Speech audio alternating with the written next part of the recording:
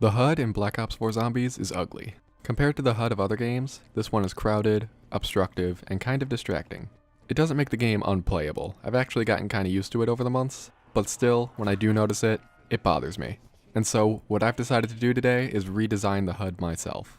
Now, the people at Treyarch could have done this a lot better than I did. I just wanted to show off what this game would look like with a HUD that was cleaner and more consistent with the games before it.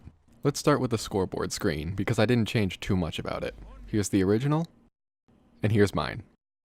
Everything from the original, including the quest steps, inventory, and elixirs, are all still there, but just moved around slightly. I chose to add the actual scoreboard to this screen because I don't really like having to pause the game in order to see it.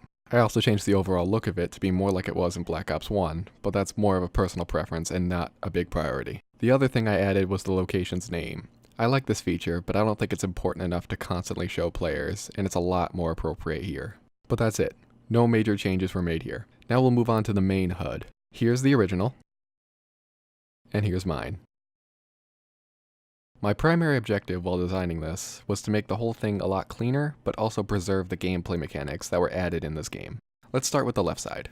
In order to make it more consistent with previous games, I chose to design this section like it was in Black Ops 3, but I used the aesthetic of Black Ops 1. For the point counters, I thought it was important to remove the character icons and black boxes around them because of how much space they took up. I also think it's unnecessary to constantly be shown the character you're playing as, especially when you get to see it before the match starts. With the perks, I mostly wanted to remove the bar under them and the text above, both of which just made the HUD more cluttered. They weren't terrible in the bottom center of the screen, but for the sake of consistency, I moved them over to the left. I would also prefer that the perks not appear on your screen unless you currently have them. This would make it easier to know which ones you're going to lose first when you go down. Finally, I didn't think the health bar was necessary. Knowing exactly how many hits you can take removes some tension from the game, especially when you're in a dangerous situation. I suppose it wouldn't be horrible if it was added below the round counter in the same color as your points, but I think the game is better without it.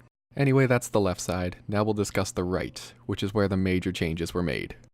Starting from the bottom, we have the weapon name and ammo counter. The way they have it in the current HUD isn't bad, but like the point counters, the black box around it needs to go. I'm also not against the weapon icon or the indicator that shows which weapon slot you're using, but a more minimalist design is appreciated.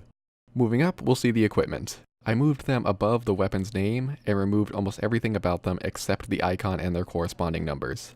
The charge bars on the grenades and specialist weapons are removed in order to create tension by not knowing when exactly your equipment will be ready.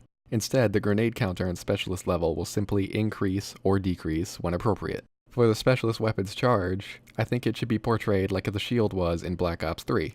When the shield took damage in that game, the icon for it would get smaller and smaller until it was gone.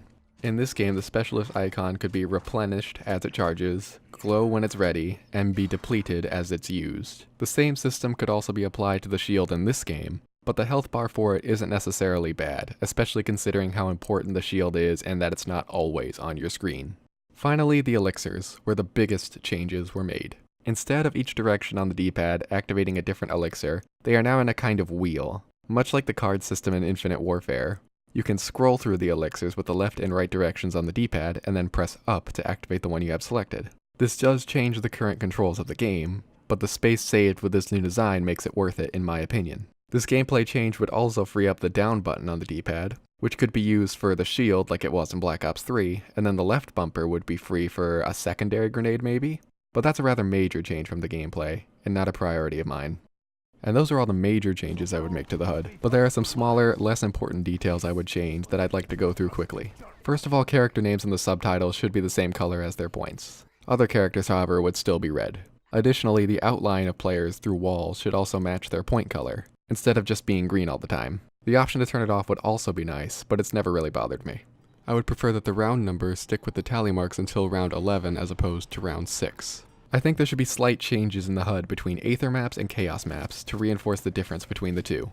For example, the power-up icons on Aether maps could be the classic black and white from previous games, but on Chaos maps, it would be the new gold version. In Black Ops 1, some unnecessary details of the HUD would disappear after not being used for a certain amount of time. This is something I would like to see come back, even if it was just for the weapon name and ammo counters. And finally, there should be 3 options for hit markers that the players can change in the settings. Always on, which is how they currently are, bosses only, which would be like how they were in Black Ops 3, and finally always off.